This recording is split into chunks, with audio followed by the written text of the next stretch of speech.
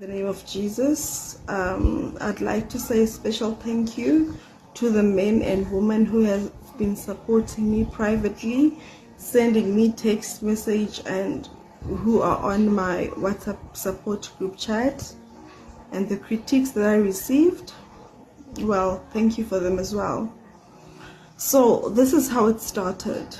So initially, Bongolethu Mzozo announced on Hustler's Corner that his Instagram account has been hacked and he wants someone to hack it back.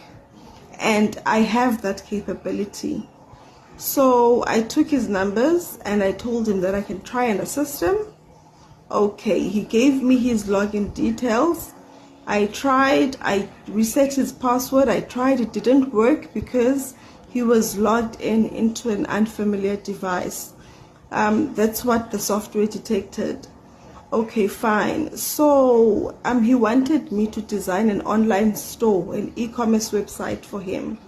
I agreed. I told him the price, and he said to me I would have to fly down to Joburg and meet his IT guy and do it from the comfort of his own home because it's very confidential information. When I got to Joburg, he booked the flights. His PA named Studla booked the flights. And I asked him who's going to fetch me from the airport. He said one of his bodyguards. One of his bodyguards named Prosper fetched me from the airport and took me to his house in Melrose Walk. When I got there, there was no computer, there was no PC, there was no nothing for me to work on. And I asked him, what's happening? He said he's in an MK Gala dinner. He's asked his IT guy to Uber courier the laptop to me. And it was getting late. I decided, you know what, it's so hot, let me take a shower and chill while waiting. So I was sitting under the aircon when Bongolethu Mzozo arrived. He stripped himself my boobs. Remember, I'm at his premises. He's the one who booked my flights. I don't know anyone around there. I don't know what would happen if I would scream and ask for help, because clearly the man is dangerous. I'm not saying he's dangerous. He does own a firearm, but he did not point the firearm towards me.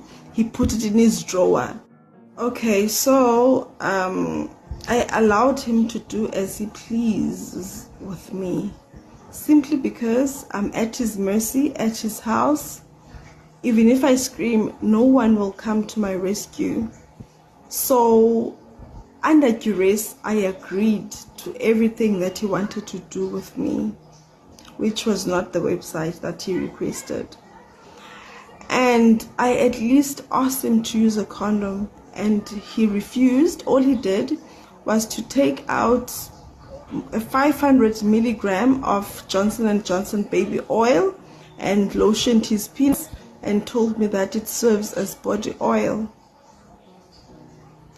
So now I'm shocked when he says that he's being chased by his political enemies. Did his political enemies ask him to have unconsensual interactions with women? No. I've been hiding my face because I've got a reputation to maintain. But him going live and mocking my feelings and the case that I opened against him like that was so low of him. The justice will prevail and he will see that he's not God.